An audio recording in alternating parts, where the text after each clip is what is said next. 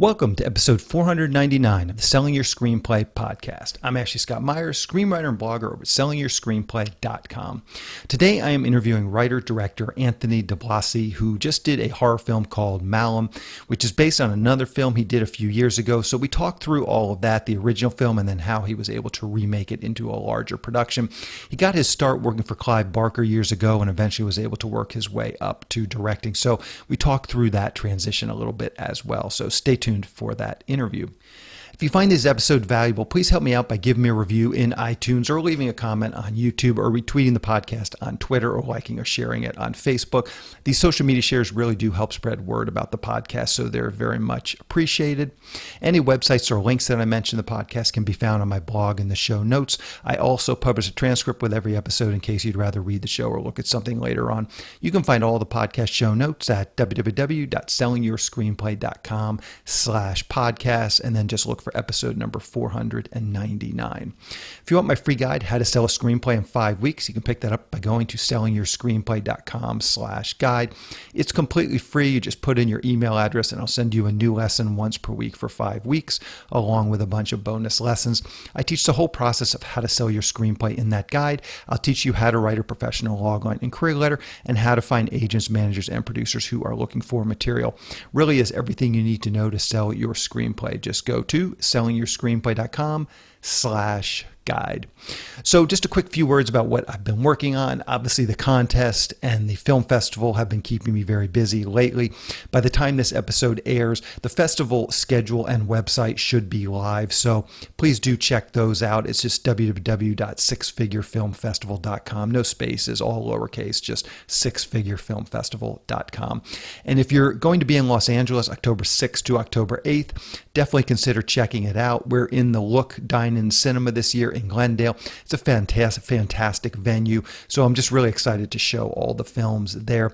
I'm going to try and highlight some of the films over the next few weeks with some short interviews from the filmmakers, so stay tuned for that. One of the films I'm trying to show is a horror film called Murder Van. It was actually on our annual The Budget list, where a producer, Chad Ridgely, who has actually also been on the podcast, he found it, optioned it, ultimately produced it. So I'm hoping to have her on and just talk about that experience getting it on the budget list and then ultimately getting it produced. They, I think they shot in COVID, so they had a good number of delays, and it's been going on for a while, but hopefully the film's going to be done in time to show. They're still, in post-production trying to get the thing completed, but I'm hoping to show that one. So again, stay tuned for that. And we've got a couple of other features. Again, I'm going to try and show some of these films or highlight some of these films on the podcast, have those filmmakers on as well. And obviously there's a whole bunch of short films that we'll be showing this year as well. I think there's about 20 films all total. I think there's going to be 3 features, so that's like about maybe 15 or 16 shorts. So again, please do check out the website if you're in the Los Angeles area, have any interest in attending the festival. Again, that's www.sixfigurefilmfestival.com, and that number 6 is spelled out SIX. Figurefilmfestival.com. So hopefully I'll see everybody there.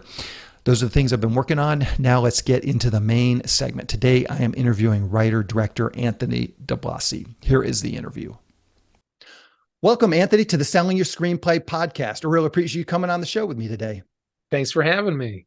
So to start out, maybe you can tell us a little bit about your background. Where did you grow up and how did you get interested in the entertainment business? Well, I'm from Boston, from Massachusetts originally. My dad is a big movie buff. He drove a taxi in Boston in his early years, and he'd always hang out in the theater district. I think, and my dad's in his 90s now, so that was a generation where film was actually big in Boston. So I grew up with the love of movies and kind of watching Universal Monsters at a very early age and things like that. So I was big on makeup effects. I loved how creatures got made. And I always thought, like, maybe that's something I'd like to pursue. And then I went to film school, went to Emerson in Boston, and kind of morphed into writing and directing more. And then moved to LA, finished my last semester in LA, and was able to intern at Marvel for a bit. This is right around when they finished the Tobey Maguire Spider-Man. And I had a lot of free time on my hands, so I wanted I started reaching out and say, hey, I'm, interested in effects and monsters and horror movies, and was able to intern with Clive Barker, and then quickly started working for his company, and really delved into that Mhm. world for kind of the next 10 years, developing and producing before Yeah, I yeah. And I wonder if I can directed. just touch on a couple things right there. I know there's always a lot of people trying to just break in that first entertainment job. Maybe you can speak to that a little bit. How did you get that first job with Clive Barker? Was it just cold submission? Had you been interning so you knew a few people? Just maybe a couple tips on for people. How did you get in with him? I think, listen, everyone's path is gonna be different. I had no connections to entertainment in Boston. I went to Emerson, and that's an investment, for sure. Um, I went to Emerson mainly because they had a program for Los Angeles. So you could go to Emerson College and then finish you could either do it your junior year or your senior Mhm. year. And I was like, well, that's my in to LA. It's Mhm. very strategically, I was like, that makes sense to me. So I got into Emerson and did the film program, and then waited till my last semester, my senior year, and then, well, I'm just going to go do the LA program. That's once, half a, half, that's one semester in LA, and I'm just going to stay. Mhm. And when you're in that program, you have to get an internship, or they send you home. Mm. And they don't help you get an internship. Oh, really? Yeah, I mean, you're on your own. The advisors, which great is that your advisor, you really have to, when you're in an opportunity like that, like I took advantage of that advisor I had. So they help facilitate to make sure you're not acting up too bad, right? Mhm. But you have to land, you have to go on the interviews, you have to land those internships yourself. And I think it was me knowing, like, hey, I was only taking one class because I had kind of done most of my credits again Mhm. strategically, so I'd have more time in LA, and landed the Marvel internship, which was not a ton going on. It was I'm making mainly like doing photocop. I mean, Avi Arad was there and Kevin Feige was there, so I got to meet them and work with them, um, in some capacity. But I was like, I have a lot more free time on my hands, and Mhm. that's when I say I call my advisor. I'm like, hey, I love horror. Is there anything in horror? And she's like, well, Mhm. there's Clive Barker, there's John Carpenter, there's Wes Craven, and Clive. One of his development partners was a man named Joe Daly, and he was from Massachusetts, and he had gone to Emerson for like a semester and then transferred to NYU. But that was enough Mhm. for me to strike a common ground with fellow masshole. Um, and you have to be kind of strategic about like what is just anything the foot in the door is going to get me. So hounding him for a while, say, hey, I love horror. Got along with Joe. He's like, you know what? Why Mhm. don't you come up to the house and meet Clive? And that's all. When I met Clive, we just had a lot in common. Um, and I think what's important is, I think if you get an opportunity where you're around professionals, at least in my case, I wasn't going in starstruck or anything. You got to go in educated.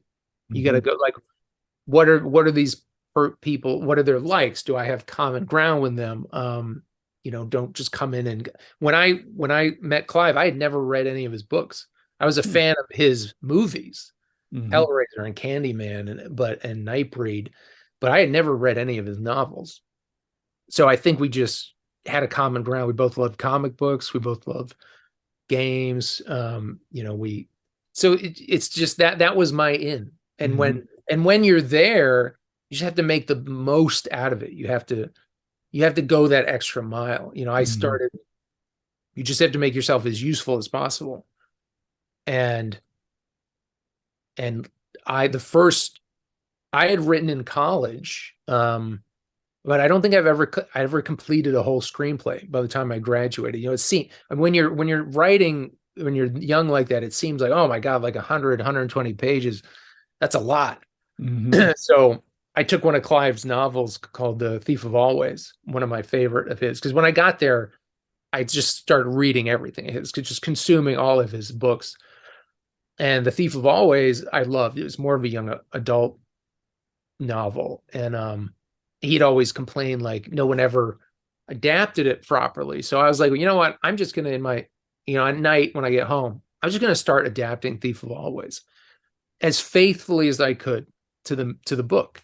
I'm like, I got the book, I got my computer, and I just transcribed that son of a bitch to like 120 page screenplay. And that was the first one I was like, oh, it's not as hard as I thought it was, and he read it and he's like, this is great. And then later on we ended up kind of setting it up at Fox for some time. So I think it's like looking for those opportunities where you can create those opportunities yourself, really. So that was there. So just real quick, touch on that.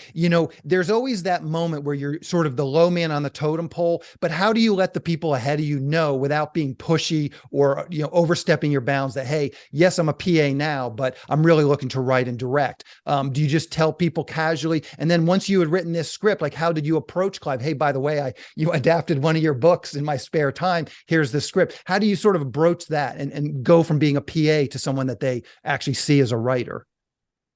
Well, I think first you got to find that common ground with the people you're working with. I got along really well with Joe Daly and Clive. And you just have to make yourself as helpful as possible, right? If you're working underneath people, you just have to make their jobs easier. You have to show your value. I was very knowledgeable of horror, where like Clive and Joe, they didn't have time to like watch all these movies and stuff. And that's what I did. I already had watched so many horror movies, and I was watching more. I was, the youngest one in the company. So I'm of a different generation. And I was just consuming, I was making myself as knowledgeable as possible. And when I adapted the book, I didn't even ask. I didn't do anything. I mean, I just did it. I just said, I'm just going to do this, and then hand it to him and say, you know what, that's exactly what I did. I was like, yeah, I adapted this in my spare time. Will you take a look at it? Nice. So let's dig into your latest film, Malum. Maybe to start out, you can give us a quick picture log line. What is this film all about? Well, so we've talked briefly off camera about Last Shift. So this is actually a reimagining of a movie I made in 2014 called Last Shift, and it's about a rookie police officer who is in a decommissioned police station on the first shift, her first shift, and the last shift of this station because they're about to tear it down. And she's there to kind of uncover the mystery of her father's death, who was also a police officer. And unbeknownst to her, it's all very tangled with this pseudo demonic cult that had to do with the mystery with her father, and she's there to uncover it, and she gets more than she bargained for along the night. So why do a reimagining of something you did in 2014? What were sort of the pieces that motivated you to go and do this? We did the first one for a very small budget. It was exactly the movie we wanted to make. We wrote it very again strategically, almost like a science experiment. How many days? By that time I had directed several movies. I kind of knew my page to screen count. The first movie I directed was called Dread, and it was one of Clive Barker's short stories that I adapted.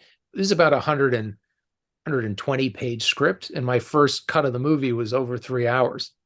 And I said, man, that's a lot of wasted money, a lot of wasted stuff that I got to cut out. So kind of really honed that page count through a few years. And by the time we get to Last Shift, we shot a 69 page script.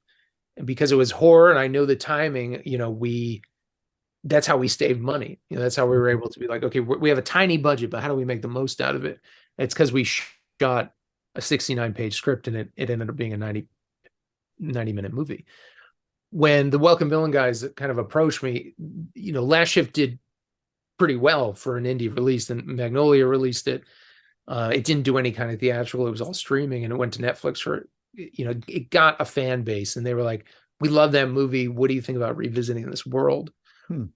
And we really wanted to bring it to a wider audience, but it's a much different film. I think that's what was important. We're doing it for a bigger budget. we're aiming for a wider audience, kind of taking a few of the things from the first movie that worked really well, bringing it into this film, but giving viewers a kind of totally different experience. Mm-hmm. So let's talk about your writing process. And it sounds like this one's probably pretty unique, but what is your collaboration like with Scott Poiley? I noticed he's worked with you on a couple other films, but just walk through that a little bit. Are you guys in the same room? Do you divide up scenes? Did you look at this other script and sort of, as you say, pull some scenes from there or something from there? But just walk through your writing process on this one. How did you and Scott work and get this script produced? On the first film, he is from Orlando, Florida. So and we shot the first film in Orlando. So on that film, I went down there and we wrote together. Also scouted the location before and while we were writing. So it was very strategic about the location we found. Mm-hmm. This one, he was in Florida, I was in LA, and we would Zoom, and we would write that way. I am very much focused because I know I'm directing it. I'm very much focused on the scares and the structure. And we had a relatively short window to write it in because it was basically an assignment writing because they're like, hey, we want to do this reimagining. Mm-hmm. We did a treatment and then we were like, okay, go, because we want to head to production in the summer if everything works out. And so we had a relatively short timeline. So Scott was handling a lot of the dialogue. I was handling a lot of the scares and the structure, and that's how we at least did our first draft. And then it was just honing that and kind of saying, like, then we would kind of write together more on a daily basis of, Mm-hmm. Let's tweak this scene and that. And what does that actually mean? He's writing more dialogue, character, that sort of stuff. Would he write a scene and then send it to you, and then you would put in some scares, try and structure it into the overall story? What does that actually look like, just practically speaking? I think it's become important to me over the years to have a really thorough treatment. Mm. So the treatment, I did a lot of heavy lifting on the treatment. It was about a 22-page treatment, and Scott and I collaborated a lot on that. So once we had that blueprint, we would talk, and I'd be like, okay, we'd be writing at the same time. And I'd say, all right, Scott, you know what needs to happen here. And I'd be like, this is what's not on the treatment that I want to happen to direct, right? I want this. This is what I want from this conversation. Mm-hmm. So he'd literally go off and write all the dialogue for that scene with these notes. Like almost as a director, I'm giving him notes as a writer. And I'm like, okay, this is what I want to accomplish for the audience. Mm-hmm. And then in the meantime, I'm filling in the gaps of writing. I'm setting up the scares. Because in a horror movie, there's a lot of scenes with no dialogue at all. So that would be and then he would send me the dialogue. I'd incorporate it into the draft. And we did that for a lot of the process. I think we did our first draft in about 3 weeks. Mm-hmm. And that was after having the treatment already written. Yeah. And how long did you guys spend on the treatment? Probably a couple months. We kind of vomited out like a 6-page treatment because we were adapting something from the first movie. And we didn't really look at that first movie very much. We read the script again once and kind of like, okay, what did we leave on the table when we made that first script? Let's take some notes from it. I was also sharing stuff with the Welcome Villain team, which I probably wouldn't, right? I wouldn't usually do, but because they were such horror fanatics and they were such big fans of the first movie, I wanted them to see every step of the way. Like, okay, here's 6 pages of nonsense. Like kind of like the first movie, but different. It was junk, right? Because also for me, I was like, we had to find our way into the story. We didn't know quite yet. And then it was like, okay, here's 10 pages, here's 12 pages. And then by that point, I'm like, Scott and I started to get excited about, okay, we know where we're taking this. We know how we're changing it. And the main thing for us was the character motivations. The first movie is very much a person in the wrong place at the wrong time. This movie, the lead character has a mission from page 1, and it just completely changes the landscape of the narrative when you kind of make that decision. Mm-hmm. What did the notes look like? So this company they've already greenlit and basically said, we're going to fund this. They've hired you to write the script. Then you're sending them these fragments of the script. What sort of notes did you get back? That would, as a writer, that would really concern me to show them something that was sort of half baked. Because obviously they're going to might get a little worried, like, gee, what is this? Yeah, I think I trusted them enough and their taste enough to, I was trying to gauge, I think Scott and I were really trying to gauge how different do they want it from the first movie, or how similar. So that's why early on, when I'm like, okay, I really want to do a scene like this, I want to keep this scene but change it a little, let's throw that in the treatment. Like, we want to, this is going to be her broad strokes through. And because I wanted to know, I wanted to I didn't want to finish a script and be like, oh, this isn't what we were expecting. Because I already knew they were going to make the movie. So I wanted to make sure we were on the same page every step of the way. So those early treatments, it was like, here, what do you think? And they're like, oh yeah, this is the right direction, right? Those are like, oh yeah, I'm glad you're keeping that scare. Or like, oh, I kind of missed that moment. Or like, it's those things. It was the gauging of how different are we making it from the first movie, getting on the same page. I'm curious, you mentioned that you were sort of, as the director, keeping an eye on the structure of the script. How do you approach screenplay structure? There's sort of the Blake Snyder, Sid Field, template model that seems very rigid to some people, with act breaks and inciting incidents at midpoints. How do you approach screenplay structure? Kind of a million different ways. And it's always, I think every script is different. I think in horror, something Clive said to me very early on when he made Candyman, and I've heard other screenwriters say this, like Kubrick said this too. When he made Candyman, when they tested that movie, they're basically like, something scary has to happen every 7 minutes. So when you're writing a horror screenplay, I'm always very conscious of the sequences, and I definitely write out of order. I know there's scenes I want that I'm imagining in my mind, and I'll write it down on a Post-it or something, or keep track of it. And okay, these are some big set pieces. I think for horror, it's a lot about set pieces too, and how you're going to scare the audience, and that will all come together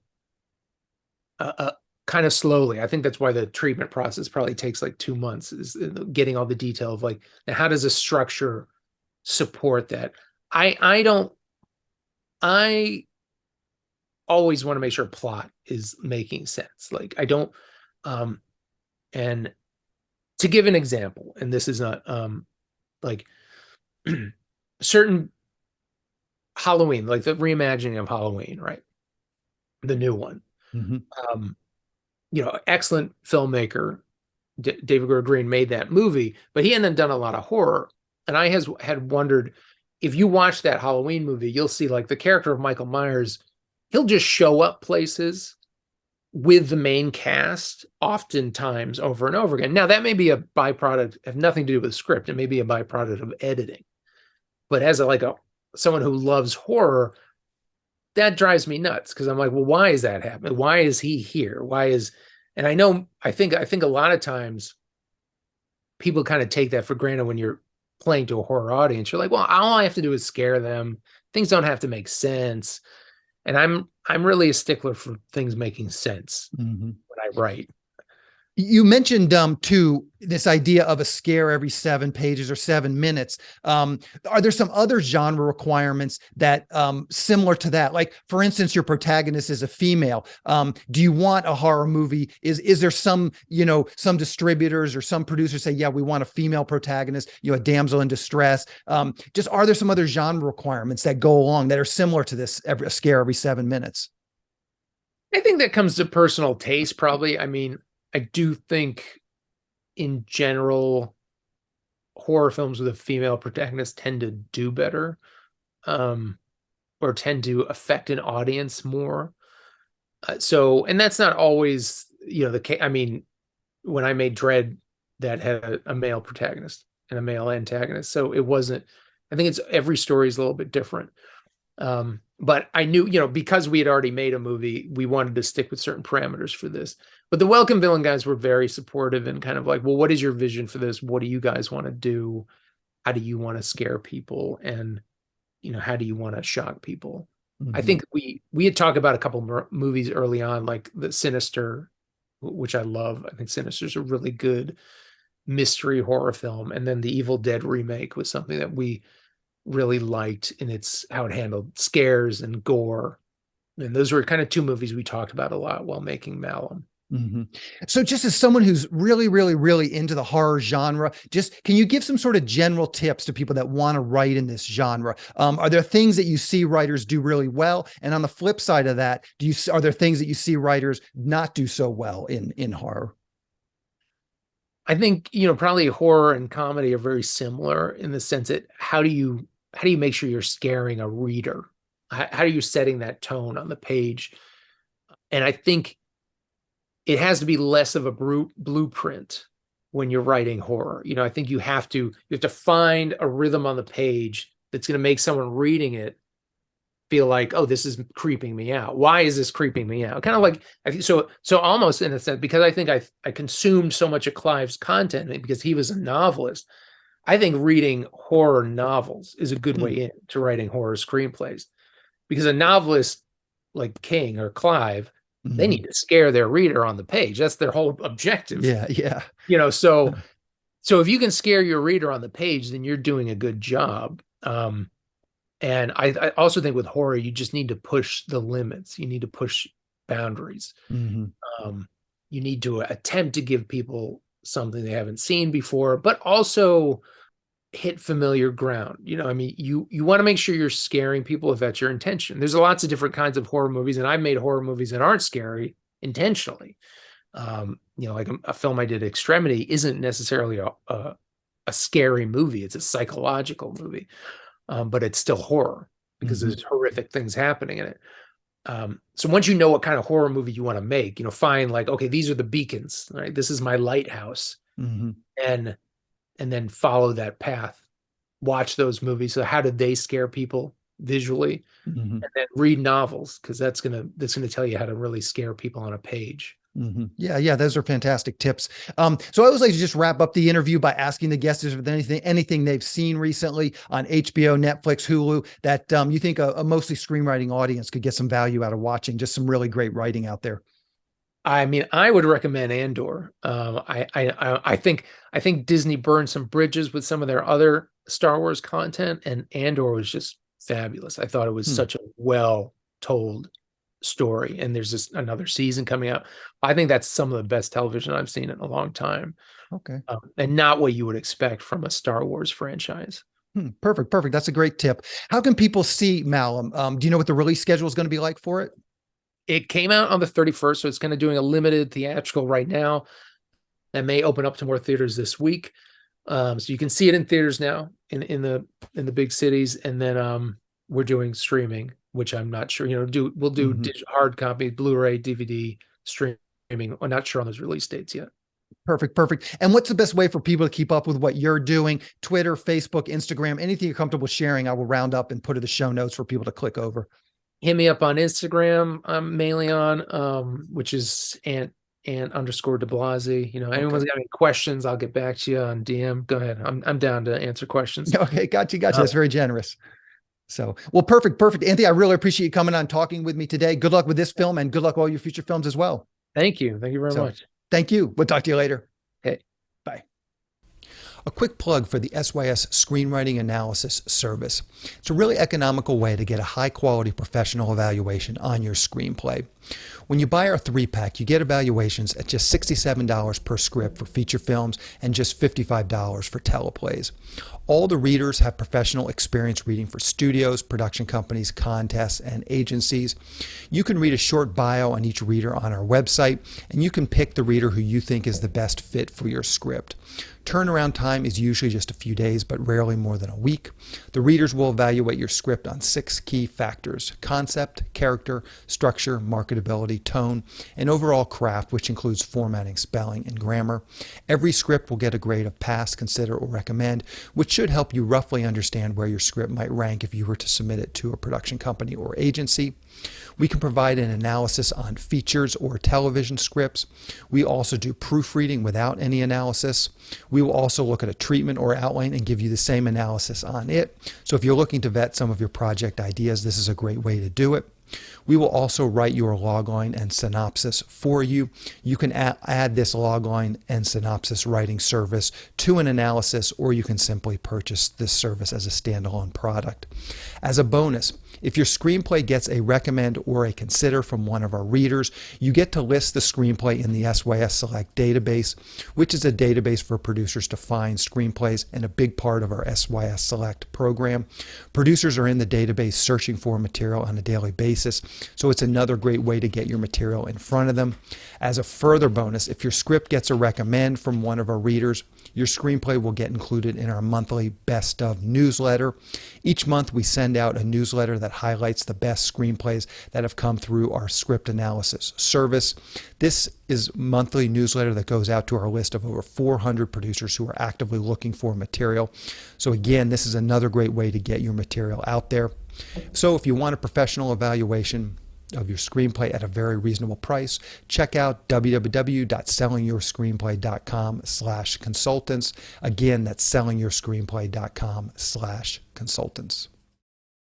So next week, I'm still trying to arrange some of these interviews with the film festival filmmakers, so I'm actually not exactly sure what episode we'll publish next week, but obviously it'll be interesting. Obviously it'll be about screenwriting, so definitely keep an eye out for next week. And as I said, if not next week, certainly by the following week, I'll start to have some real short interviews from some of these filmmakers that are going to be attending the festival, just to kind of give a little bit of exposure to them, and perhaps you can find some films that you might find interesting and come out and check them out.